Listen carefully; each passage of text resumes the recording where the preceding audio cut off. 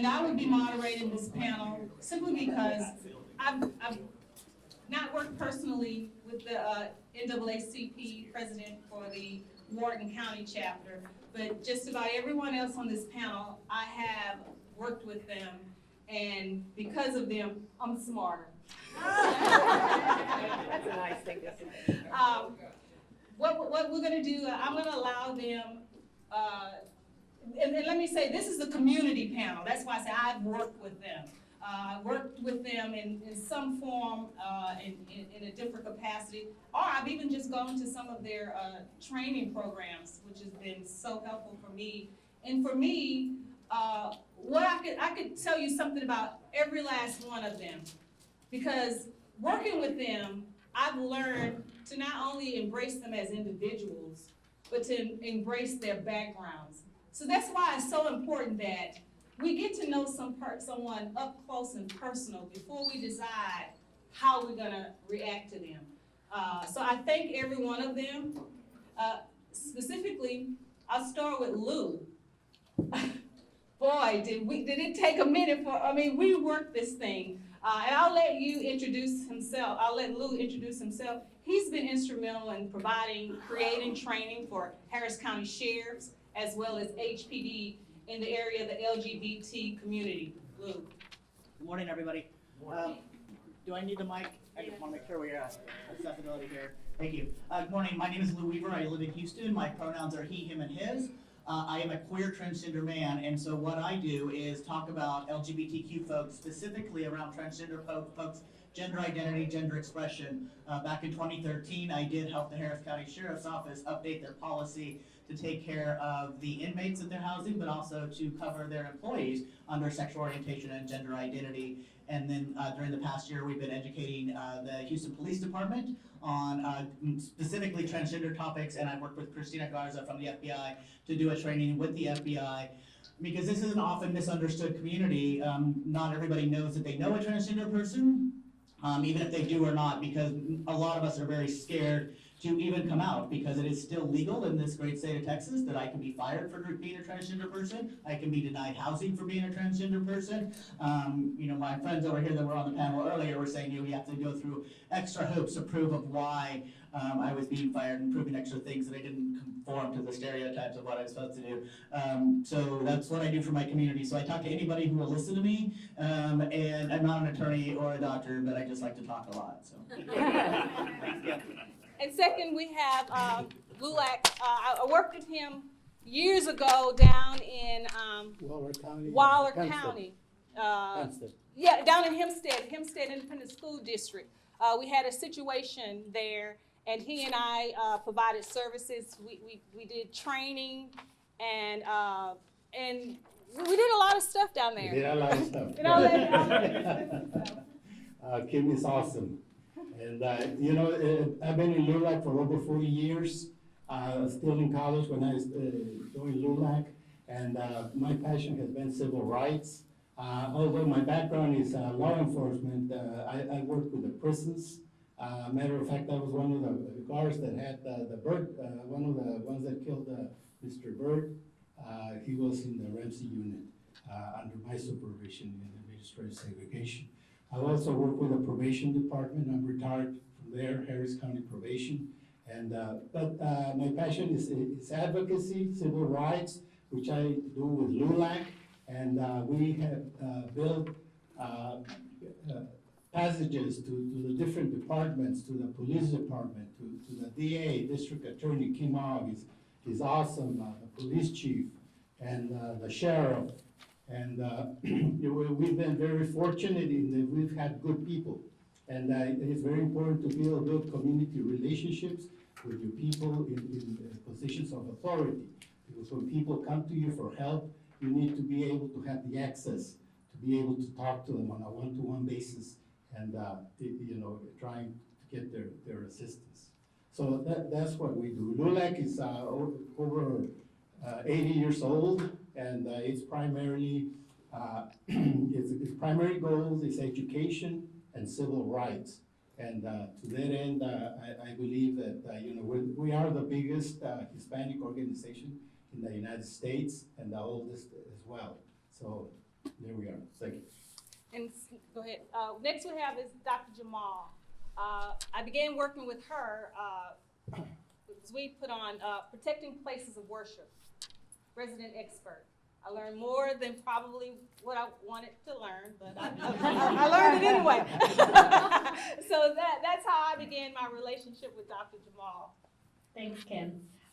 So I'm Zara Jamal. I'm Associate Director of the Boniek Institute for Religious Tolerance. We're part of Rice University. Our mission is the study and advancement of religious tolerance through research, education, and engagement. Through the Institute, we also sit on something called the Houston Coalition Against Hate, which is a network of civil society organizations that have come together to understand and address issues of bias and hate in Greater Houston. I'll just mention a couple of things, and then the others we can discuss in the Q&A. So some research that we are working on right now, we have a project on combating and understanding and combating hate speech online, and we're working with the Baker Institute for Public Policy and also the computer science folks and other civic members. Through the Coalition Against Hate, we have recently hired a researcher to help us understand the landscape of what constitutes bias and hate around Houston, what community-based organizations are doing in response, the kinds of resources that they're providing to local communities, especially those that may not report to federal agencies or state agencies, and what some of the gaps are so that we can work together to try to fill some of those gaps. We do other things in education and engagement, and I'll speak to those later in the panel. Well, I met ADL when I started my career here with the Department of Justice Community Relationship in 2012, but I didn't meet Ms. Marks until probably we played phone tag for quite a while. I think that's how we met, through phone tag. But I tell you, this is an awesome organization, and she's been, after I finally twisted her arm the 9th time, she says, I'll be on the panel. But she's been, the agency, well, what did it say, agency or organization? Agency. Agency has been helpful with me as I prepare for different programs to get information regarding hate statistics. And as a matter of fact, here's another shout out. I will be attending a training with ADL Extremists. Is that November the 13th? Maybe she'll November the 13th, but the FBI is actually the organization that's putting it on. Oh, there We're you just have helping. it. Oh, okay. So that's a shout out again. But go ahead and talk about what you do. Well, I after you outed me, as far as my reluctance to be here, I just want to thank District Attorney Middleton and the Queen of Shout Outs, Kim, and the Citizens Engagement Committee for including ADL in this, because I don't know about the rest of you, but I've been with ADL for 20 years and I learned a lot today already. So I'm really grateful to be here and to have been able to benefit myself from some of the things that I've learned today. ADL is an anti-hate organization. We like to say we were founded 106 years ago with $200, 2 desks, and a 2-part mission, which was to stop the defamation of the Jewish people and to secure justice and fair treatment for all citizens. So we're an anti-hate organization for everyone, because immediately our founders determined you cannot fight one type of hate without fighting all types of hate. So I'm lucky to work with Zara on the Houston Coalition Against Hate, and work with really everybody here in fighting hatred. We work with the NAACP, we work with LULAC. We've certainly had the benefit of Lou helping us with things. So I'm really in an august group, I'd like to say. We fight hate proactively and reactively. One of the ways we do it proactively is with the Houston Coalition Against Hate. We have No Place for Hate in a bunch of schools in our region. And then reactively, I spoke about a little bit earlier, which is that we have analysts all over the country who will follow haters and extremists and provide information on that for you. When I get a chance in a little bit, I'm going to show you how to find our heat map, which will give you some information on that and a way to look at where hate is around the country. But now I'm going to turn it over to my friend from the NAACP. Again, I just met her this morning. But they said you had to have her. this program could not go on without her. But certainly, I've worked with NAACP in all parts of the country where I do my work. As I told you, I'm responsible for Texas, Arkansas, Oklahoma, Louisiana, New Mexico. Well, there's NAACP in all those states. So I'm trusted that she will give us the type of information we'll need. And at this time, I'll turn it over to Ms. Reddick. Well, good afternoon, everyone. My name is Lynette Reddick, and I'm the past president of Missouri City and Vicinity NAACP, and currently I reestablished the Fort Bend Morton County NAACP, where it was a historical chapter. NAACP on hate crimes, they have a national opposition against hate, assault, and threats to equity in regards to hate in our country. We promote and improve hate crimes training, data collections to develop hate crimes reporting online for the hotline. And locally, we work with any organization to just improve the access and make sure that we don't despair against any cultures.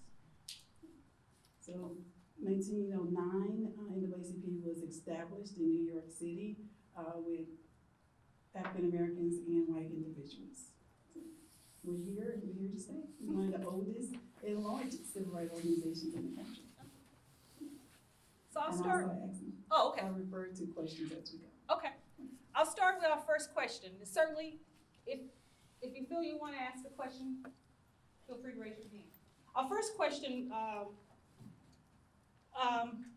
I'll start with this. What has your communities experienced with being targeted or victimized as a result of what you may consider a hate crime or a perceived hate crime? We want to go this way? Okay. For my community, it's police brutality.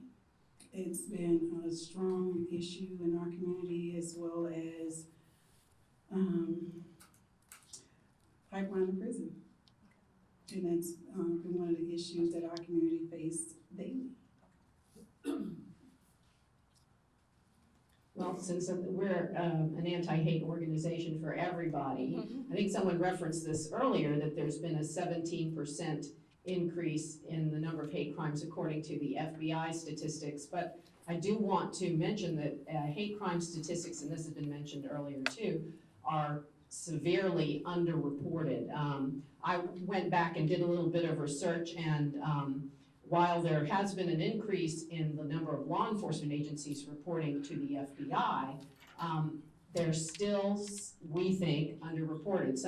We were talking earlier about, how do you figure that out? Well, one of the things that I looked up was the National Crime Victimization Survey. This is a survey that's done twice a year of crime victims. And from 2004 to 2015, there was an average of 250,000 hate crimes reported per year. But if you look at the FBI's hate crime statistics for 2015, it says that there were 5,815 single bias hate crimes. That means reported because of one type of bias, and 32 multiple bias hate crimes for a total of 5,847. So there's a huge discrepancy between 5,847 and 250,000.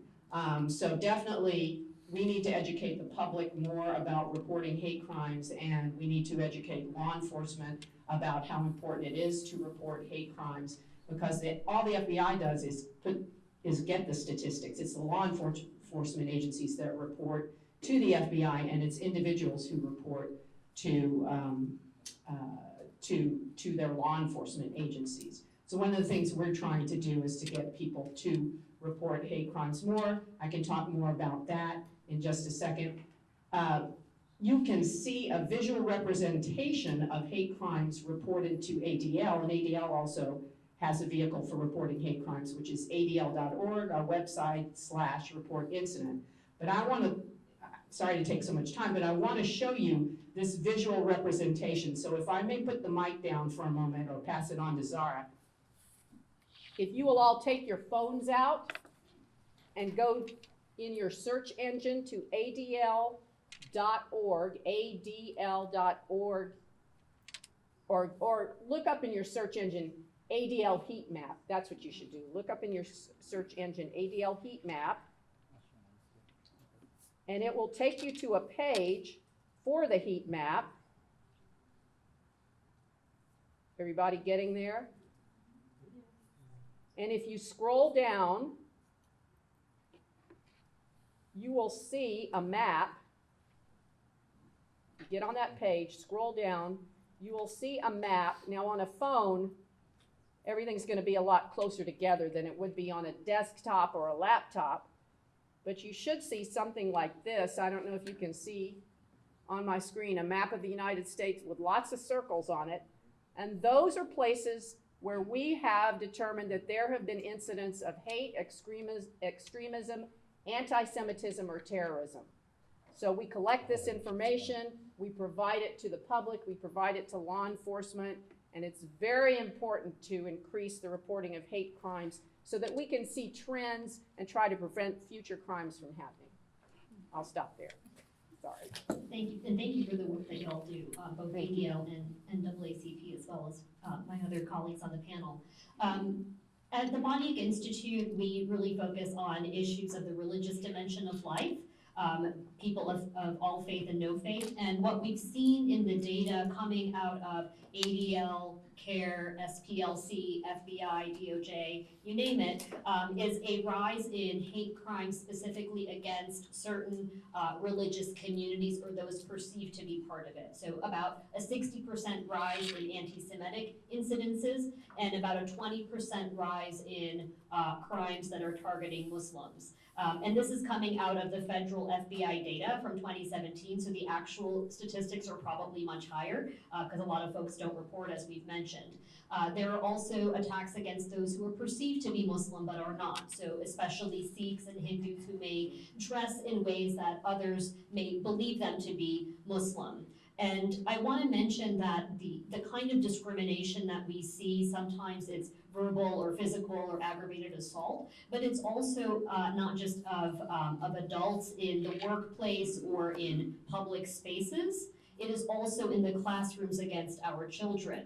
And it is perpetrated not just by other children, but also by teachers, administrators, staff, and others. So this is, and it's at double the rate. If you look at bullying against children on the basis of religion, for Muslims and for Sikh children, it is more than double the rate of the national data on bullying for the average American child.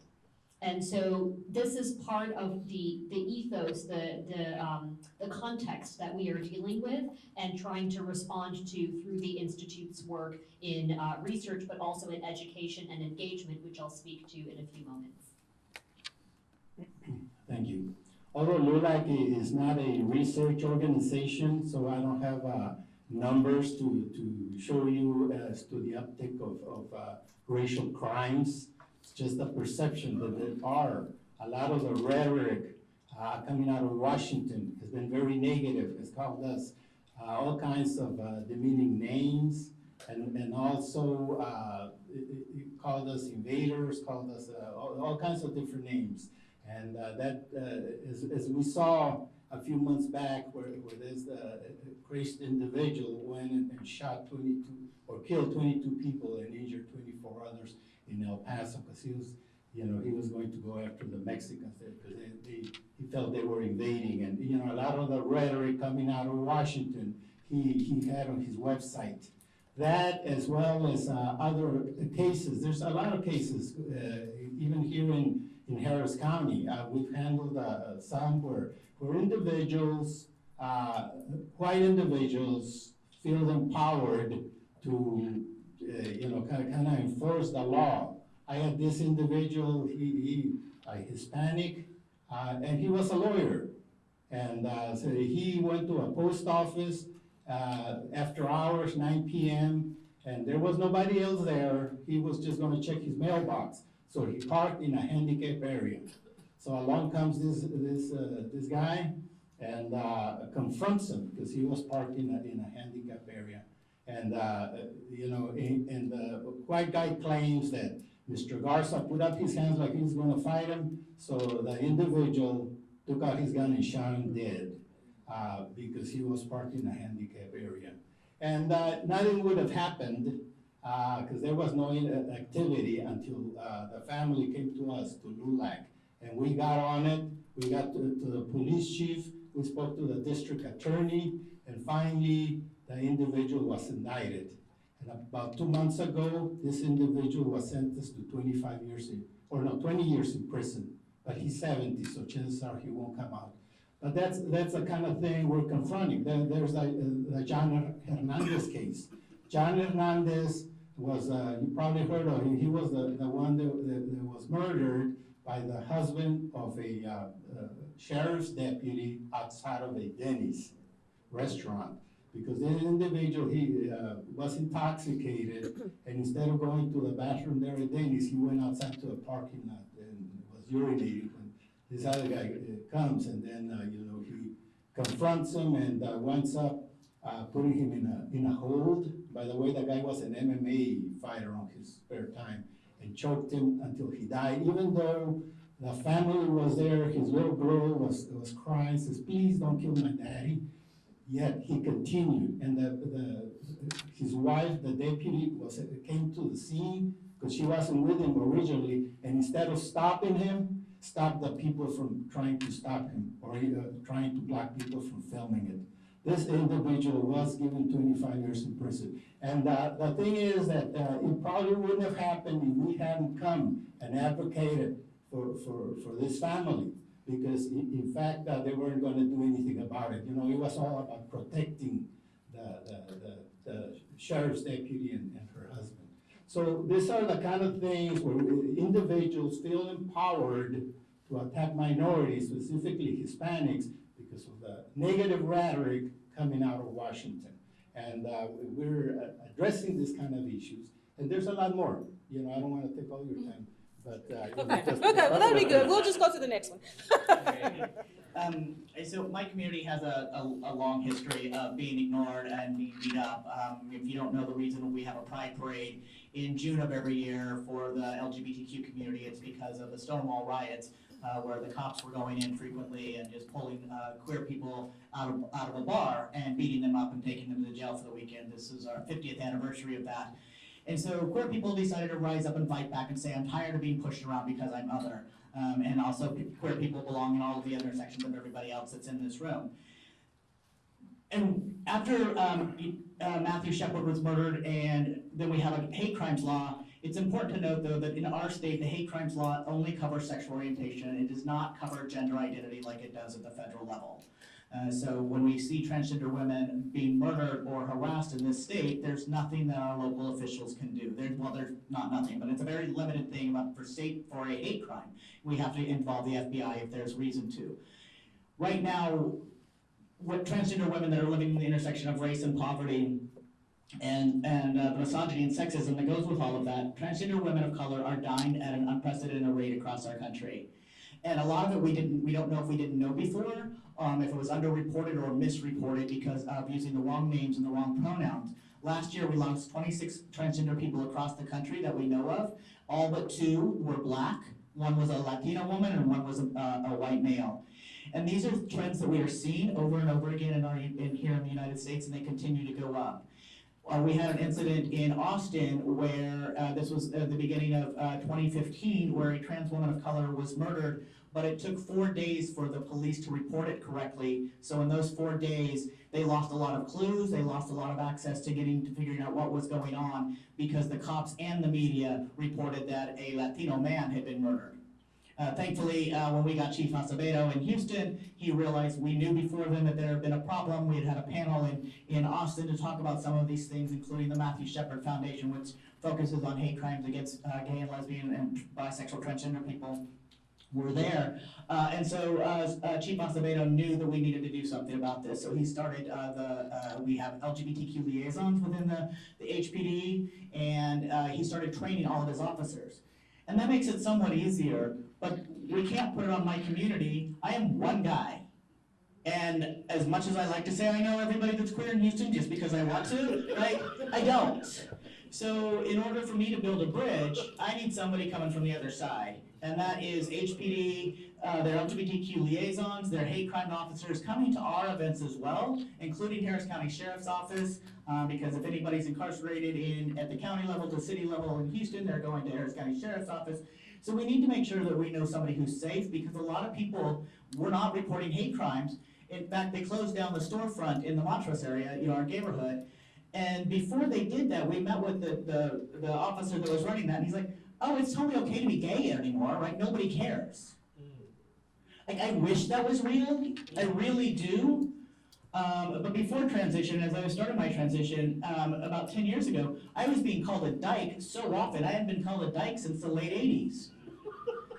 So it is coming back. I'm hearing all this rhetoric, and to be honest, if I didn't have a purple beard right now, nobody would acknowledge me. I'm not visibly trans. I am not the type of person that somebody is attacking. But I did live in Houston during the Houston Equal Rights Ordinance fight, where they said no men in women's restrooms. It was scary to go out in public, right? Where am I supposed to access a public facility? And to be clear, they're not targeting people like me on the most part. They're targeting transgender women and my non-binary siblings who don't fit into society. So hate crimes are happening. They're happening every day at all different levels. And language matters. And so sometimes it's somebody yelling at us, calling us bad names. Sometimes it's somebody blocking access to a fitting room or a restroom out there, or it is a murder. And we are right now, Texas is being called the murder capital of the United States for transgender women of color, because we've lost 4 this year, 2 in Houston and 2 in Dallas. So one of the issues, I'm hearing that you believe there has been an uptick, but yet there's been some underreporting. What could you tell the members in the community about the importance of reporting, or what they can do with regards to reporting? I can answer that. Yeah. Well, there's several things you can do. First of all, it's very, very important to report hate crimes. You are if you're the victim of a hate crime, you're 4 times more likely to have to go to a hospital. Victims of hate crimes suffer from some of the most vicious attacks, because you're attacked for who you are, not for how much money you have or some other reason that someone might attack you. And so these crimes are very vicious, and we need to report them, and we need to prosecute them as hate crimes so that we can deter them from happening. And as was explained earlier, the way the hate crime laws work generally is that they will add extra punishment to a crime that's been proven to be a hate crime, and that's meant to deter hate crimes. We also need to make sure that everybody knows that hate crimes exist and hate crimes happen, to try to deter them, to try to educate people about them. So that's very, very important. There are several ways you can report hate crimes. Certainly, as has been encouraged before, report them to law enforcement if you feel comfortable with that. If you don't feel comfortable with reporting to law enforcement, there are other ways you can report hate crimes. You can report them to ADL. Like I said, you can go to adl.org/report-incident. A form will come up. You fill out that form. We will keep your information confidential if that's of concern to you, and we will try to help you deal with whatever happened. If we believe that you are in some sort of imminent danger, of course, we will encourage you to report to law enforcement. ADL also has a memorandum of understanding with the government of Mexico and the Mexican Foreign Ministry. And we have a campaign called Denuncia el Odio, which is designed to get people who are reluctant to report to law enforcement to report to their Mexican consulates across the country. So you can report, if you're from Mexico, certainly you can report to a Mexican consulate, and they will help you deal with it. We are about to kick off a huge campaign to get people to report hate crimes and hate incidents. We're going to be kicking it off in the next couple of weeks. You'll see billboards that say expose hate with our website, with that reporting URL. And we just are so strongly want you to do that, because it's going to help everybody if you can do that. So look for that. We're working with Art Acevedo on that. with a bunch of other organizations. Kim mentioned the event that we're working with the FBI on, which is also part of that. One of our analysts, Vegas Tenold, here's a book he wrote called Everything You Love Will Burn. He's coming in to be a part of that. So stay tuned for that. But there are plenty of ways you can report hate crimes, and thank you for asking that question. Does anyone else want to address that? Do any of your other organizations allow you opportunities? Okay. If you feel that hate crime has been perpetrated on you and you're not getting a response from the police department or sheriffs or whatever, come to your advocates, anyone here. Yeah. LULAC, ADL certainly, and everyone here. That's what we're there for. We have built inroads with the district attorneys, with the police chiefs, the sheriffs and all that. Come to us, we'll address your case. Did you want to respond? Oh, okay. Okay, I have another question. Are there anything in particular that you believe law enforcement should know about your religion or your community that will enhance or make the engagement a little more pleasant? Does anyone want to address that? I can see. Do you want to go first? Okay, based on our religion, and I can't speak for everybody, but most of the community that I serve, they don't trust the police. They don't trust in men. They trust in God. They trust in their own faith. They don't believe that the police will protect and serve them adequately. So the trust issue is not there, but to engage them positively, it has to have a better understanding that when you're stopped as an African-American youth, they're already afraid of you. So the interaction that I have taught my boys, be calm, speak clearly, and don't jitter.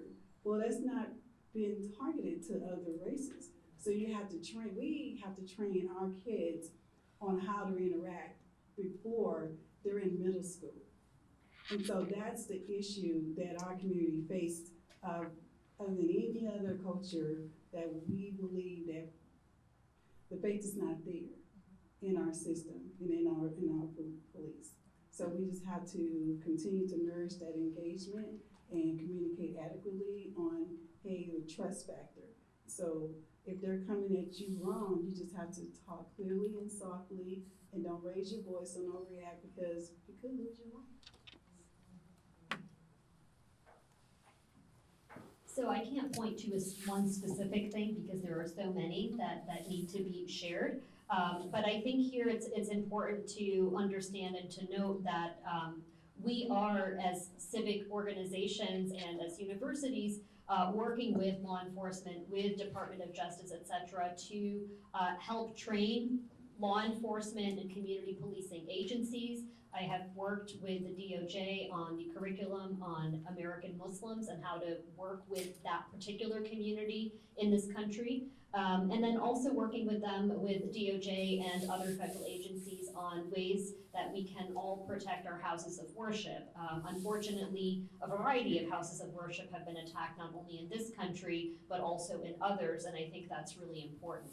The other side of it, I think, especially where folks may feel uncomfortable or have grievances that they want to report in their places of work. I've also been training chief diversity officers, the C-suite, vice presidents, et cetera, on the importance of worldview diversity at the workplace. And by having that kind of information and understanding ways in which you can engage your employees on that basis will probably, I think and hope, would quell some of the challenges and discrimination that individuals may face, and also help to adjudicate some of these cases before they come to the courts. I'll stop there. Did anyone else want to address? Go ahead. To law enforcement, in dealing with the Hispanic community believes in the rule of law. And, but, one thing that will lose you the trust of the Latino community is if you try to be a nice agent as well as an officer and, use your position to address an agenda of immigration or whatever, that'll sow mistrust. And the thing is to sow trust within the Latino community, if possible, learning something about the community, perhaps even learning Spanish. You never know. And, if you treat people with respect, then they will treat you with respect. Thanks. I would say when we're talking about diversity, it can't just be the color of somebody's skin. That is one place to start, but that is not the be-all, end-all. And people of color are many different colors other than black and brown, and we have to be thinking about this. And that is important to my community because we're in the intersections of all of those communities. But for my community, it really matters on how you address them. And law enforcement officers frequently say, oh, I have to use a legal name. Do you? Like, really? Do you? Do you have to write a report with a legal name? Absolutely. But does that mean that's how you address somebody? Not necessarily. And it goes a long way in how you talk to people. So to have a transgender 101, and that is what I do for a living. I want to come talk to you and teach people how to get away from saying that just because it says Michael, is that what you're going to call somebody is always Michael? How many Michaels do you call Mike? How many Elizabeth do you call Liz or Beth? How many people use a middle name, initials, or have Americanized their name because they've come from a country and we refuse to learn their name because we're lazy, right? Y'all can say Daenerys Targaryen, I promise you, right? If we can learn this, we can learn how to treat transgender people and people from all over and call them by the name that they tell us that they use. And it's not my preferred name, it's not my preferred pronouns. I prefer vodka over gin, right? I use my pronouns. It is not my sexual preference, it is my sexual orientation, it is my gender identity, and my gender expression. And the other thing is, it is important to note that every single person in this room has a sexual orientation, every single one of us has a gender identity, and every single one of us has a gender expression. So my community doesn't belong over there, we all belong right here, and we all need to figure this out, and we all need to learn how to talk to each other, like Augie said, with respect. Because I see so many people who are afraid of going to the cops, because cops will say, well, I have to call you a man because that's what it says on your ID. Like, that's a trigger. That's a hate crime.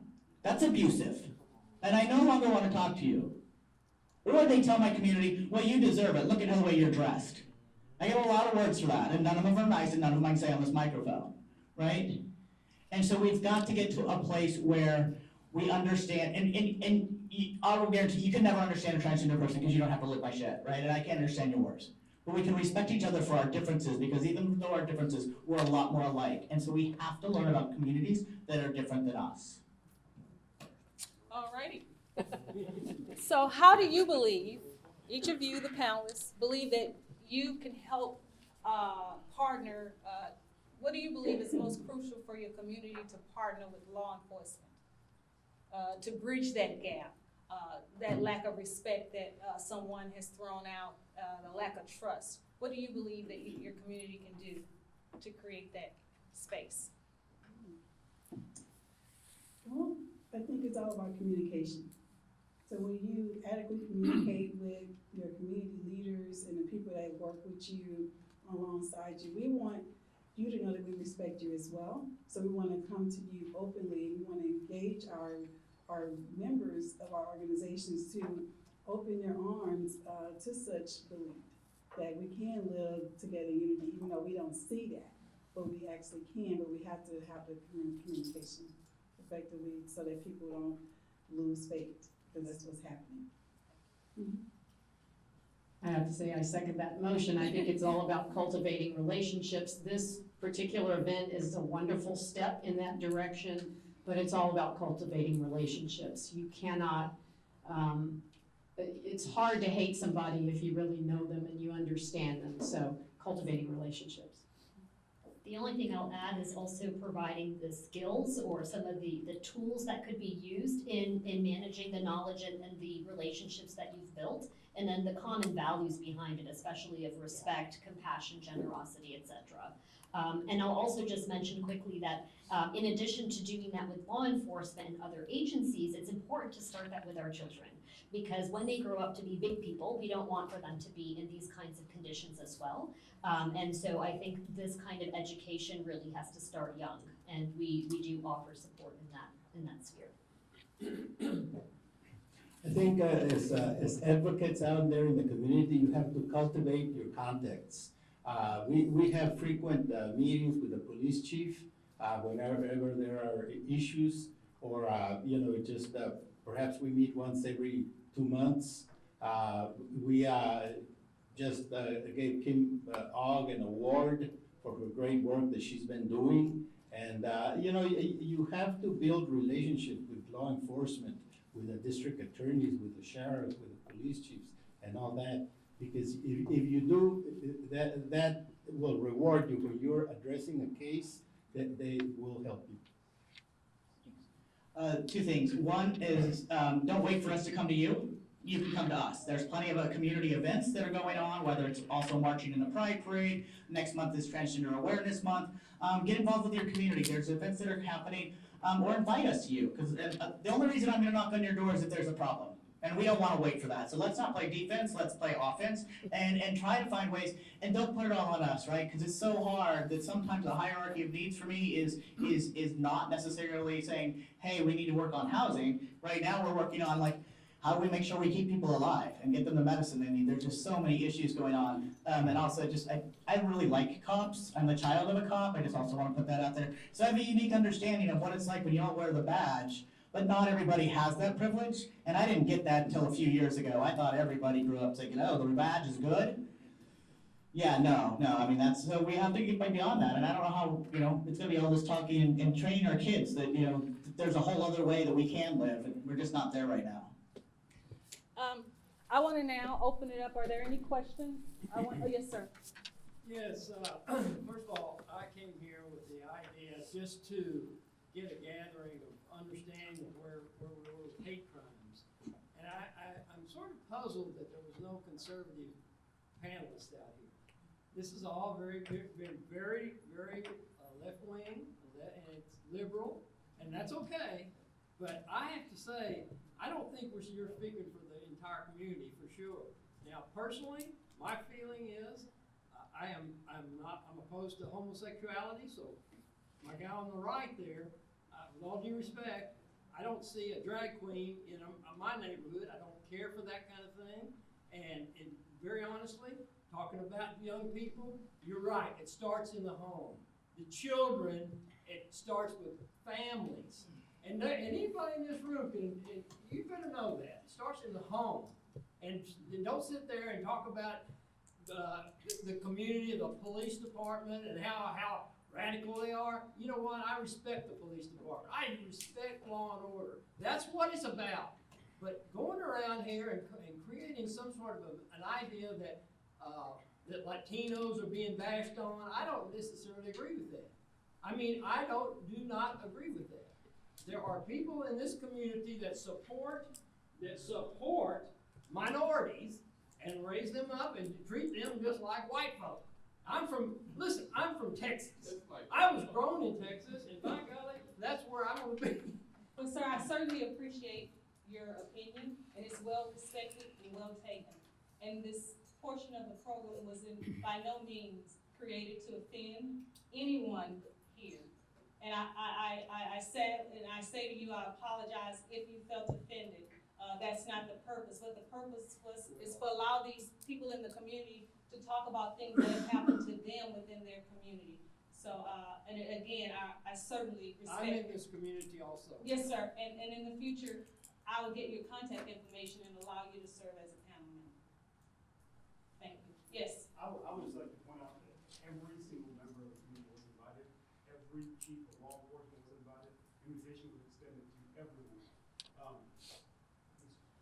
This distinguished gentleman mentioned we're treated like white folk. We are human folk, all of us. So it's not human